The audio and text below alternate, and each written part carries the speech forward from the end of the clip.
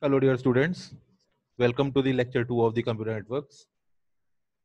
These are the textbooks and the reference books which we have discussed in the last lecture.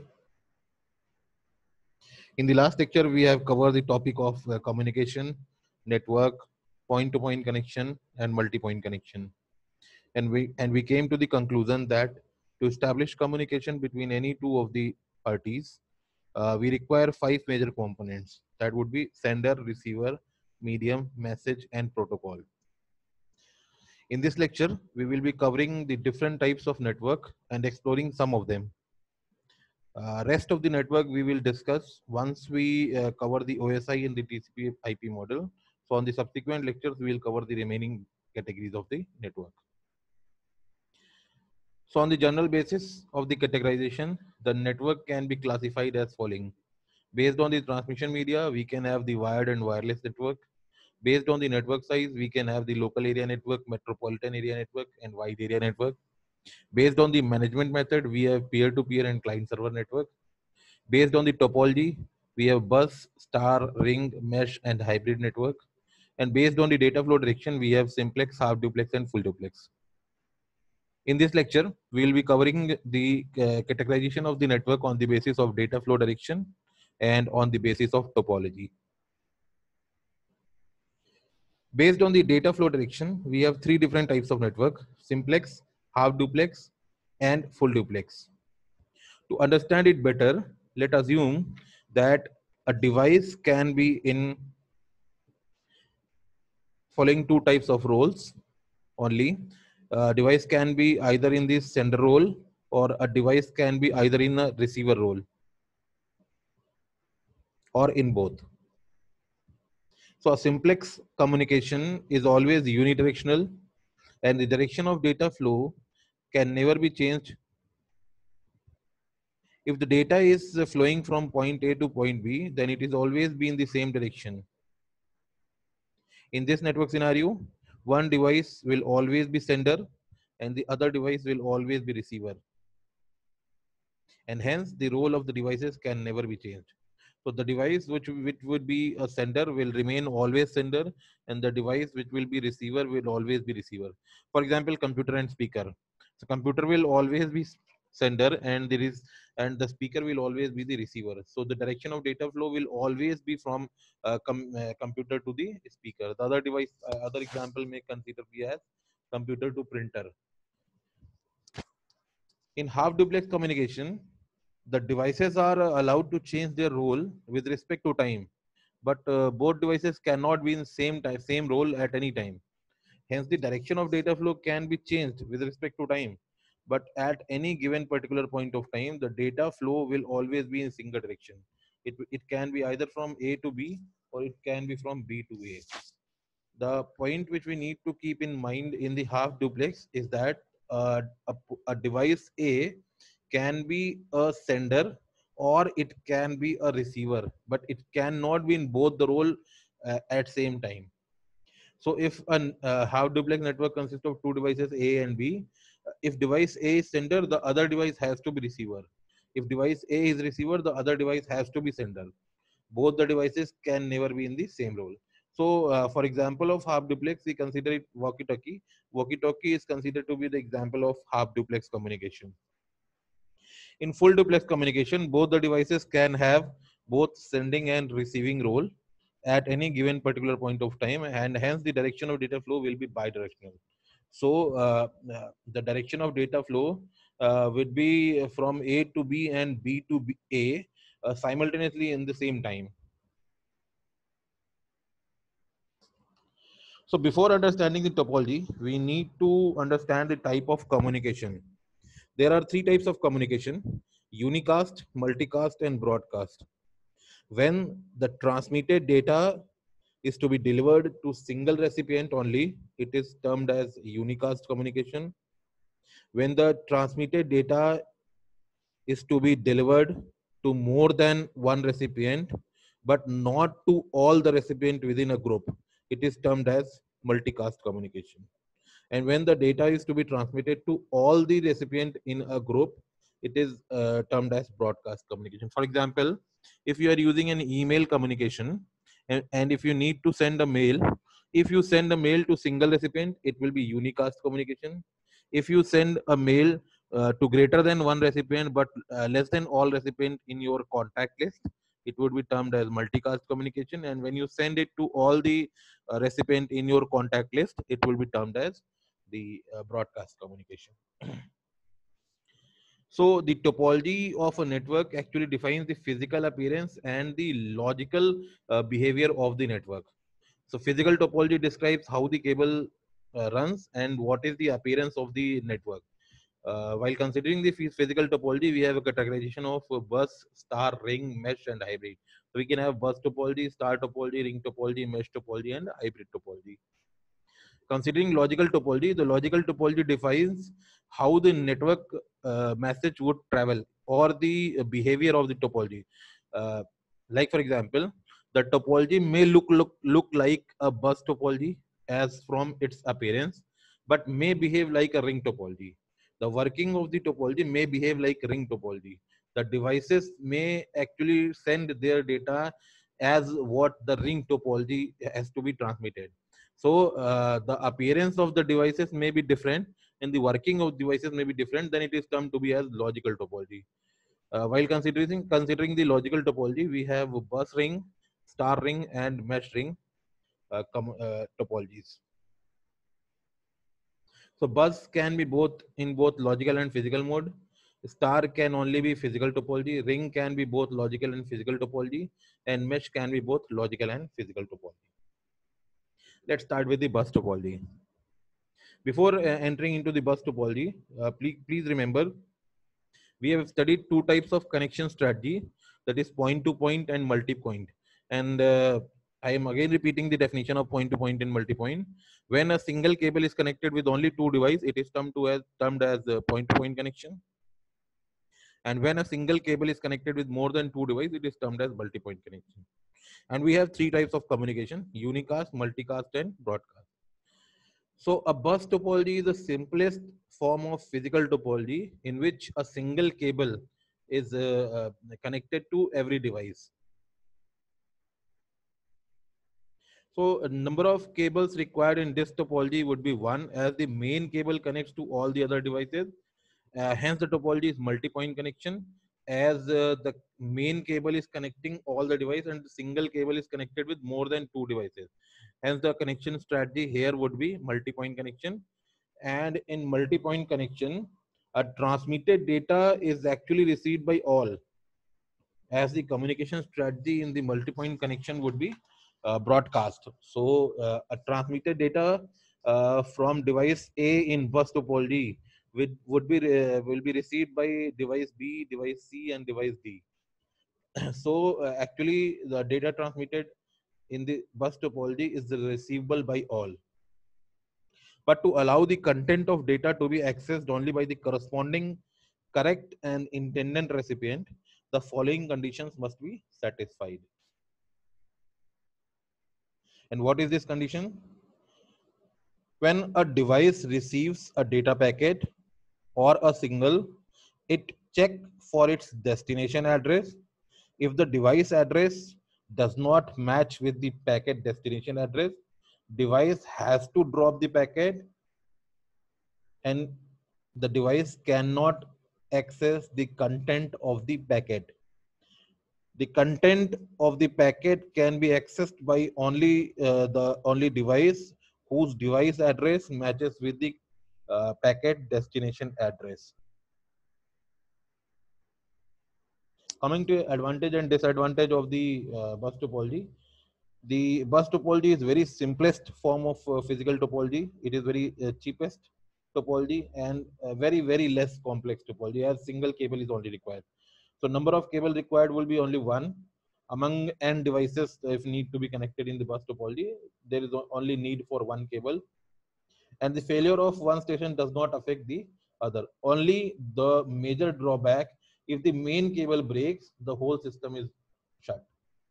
You cannot access and transmit the data if the main cable is break.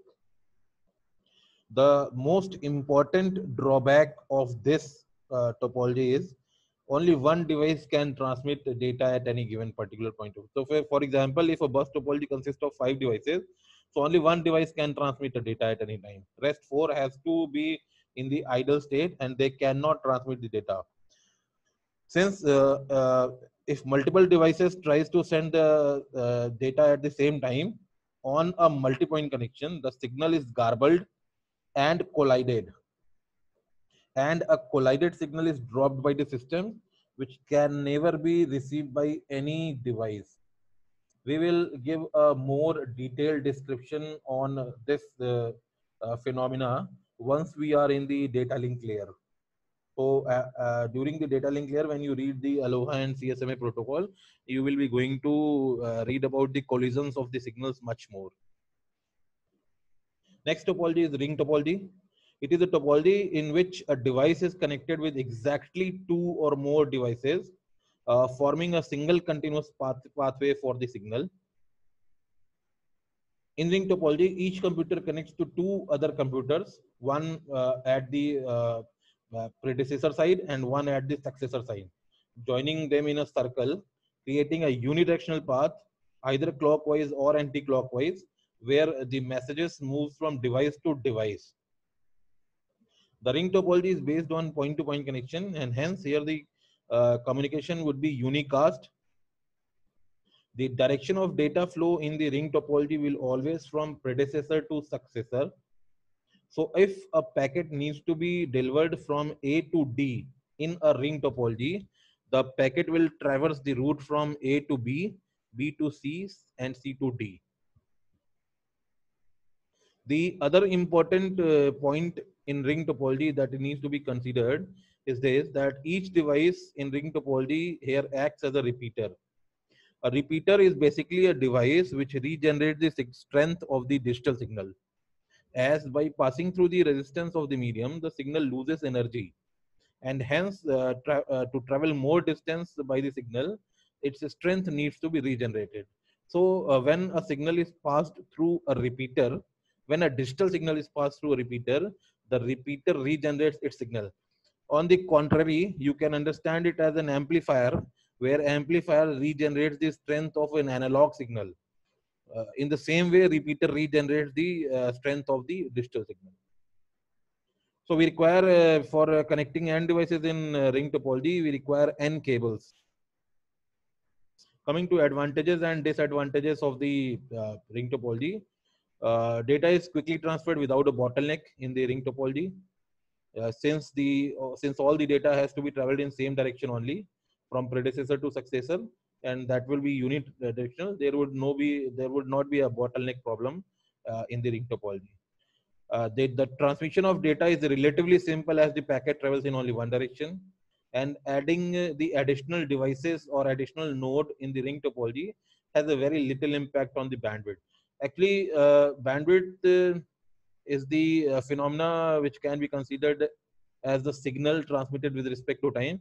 And when you will read the chapter 3, data and signal, you will be finding the more about bandwidth, and we will have a detailed description and discussion on the bandwidth when we read the chapter of data and signals. Coming to disadvantage, data packets must pass through every computer between the sender and recipient. Therefore, this makes it slower. Like I said, that if a packet needs to be delivered from A to D in ring topology, the packet will traverse the route A to B, B to C, C to D. So data packet has to pass through each and every computer. So what happens if a node in between the traversing route fails? The ring is broken and data cannot be transmitted successfully. In order for all computer to communicate with each other, all computer must be turned on. This means if any of the computer is turned off, then entire ring topology will be shut. So next topology is star topology. Topology of a network in which all the devices has to be connected with a central device, traditionally known as hub, and nowadays it is called as switch, is known as star topology. It is a topology in which each device has to connect with a central coordinator. The connection strategy here would be point to point, since the device is connected with this central coordinator, it needs a point-to-point connection. The connection strategy here would be point-to-point, and the communication will be unicast. So if a packet needs to be transmitted from device A to device B, the packet has to traverse the route from A to central coordinator, and then central coordinator to the device B. The main advantage of the star topology, unlike other previous two topologies, is that if a device or cable fails, the entire system will not shut, and the part of the system only fails. Rest will work as usual. The complete system can be shut if and only if the central coordinator, which is known as hub or switch, depending upon scenario what we are going to use, the complete entire system will going to be shut if and only if the central coordinator fails, which is the major drawback of the star topology. So to connect n devices in the star topology, we will require n minus 1 cable. You must remember here that the central coordinator is also a device. So if you need to connect 5 devices, including the central coordinator, you will require 4 cables. So to connect n devices, you require n minus 1 uh, cables. The star topologies are more expensive to install than bus because there are several number of cables required to be installed, plus the cost of hub that is to be included in the topology part. The advantage of star topology is that it is easy to add new stations, and the failure of one station does not affect the whole system. The only disadvantage is that if the central coordinator fails, entire system will shut. So failure of hub will shut down the entire attached stations and the more number of cables required than the other topologies, including bus topologies. So what we like to discuss here in brief, which is very much of important, is the difference between hub and switch. So the main difference between hub and switch are hub is a traditional device and are obsolete nowadays, which are now not used in any scenario of the network. Instead of hub, we use a switch. A hub broadcasts the packet while a switch unicast the packet. Hub are considered to be non-intelligent devices while switches are considered to be intelligent device. Why we are saying this non-intelligence and intelligence? Because if a packet arrives at hub to be transmitted to any of the outgoing port, what hub would do? Hub will not check the destination address. It simply forwards the packet to the entire outgoing path. So it is a non-intelligent device. While switch is an intelligent device. What switch will do? Switch will find from its table, from its stored table, that which outgoing path is to be connected with the destination address, and it will transmit the packet on the desired path only, on the desired port only, on the desired output link only. So switches perform unicast communication while the hub performs the broadcast communication. Also, hub do not have any buffer storage, while the switches have some buffer storage to store a table indicating which outgoing port of the switch is connected to which destination device. So, in star topologies, hub are used in traditional days, but nowadays we require only switch component. So we'll be going to discuss about the hub and switch once we are on the layer two. Once we are once we are reading and discussing about the data link layer. So we will discuss about the switches there only. So the next topology is mesh topology. Topology also called as fully connected, in which each device has a point-to-point connection with every other device in the network. So in terms of logical topology, it is very simplest. Uh, but in terms of complexity of the physical design, it is very much complex. So the mesh topology requires a lot and lot of cabling, forming a very expensive and a complex network. So it is called as a fully connected topology because each device has a point to point, a direct connection with every other device in the network. The topology is very rare and cannot be easily found in the network. We have very less implementation of mesh topology. It requires a large and enormous amount of cabling. So the topology is very rare and high and have the highest degree of robustness. Uh, we are considering a high degree of robustness, which we can also say like that the mesh topology has high fault tolerance rate because there is an alternate path available for data transmission if any of the link fails. Suppose, for example, if A to B, the direct link between A to B has failed, so there is always a alternate path, and the packet can travel from A to C and C to B, or A to D, D to C, C to B, or A to E, E to D, D to C, C to B, and so on. Is this tariqe. Then therefore there is an availability of alternate path all the time. So to connect n devices in the mesh topology will require n into n minus 1 by 2 cables. So, in the next subsequent lectures, we will be discussing about the network models. What were the models we required to connect one device to other device and to communicate from one device to other. And we'll see the breakdown of our message, how the message we how the message that user transmit or send from device A to device B is converted from the uh, message to the signal form. So we will be having a discussion and doubt session in the lecture. So please go through this lecture, and once you are ready, please note down your query, and then we will be going to have the discussion on your query at that moment. Thank you all.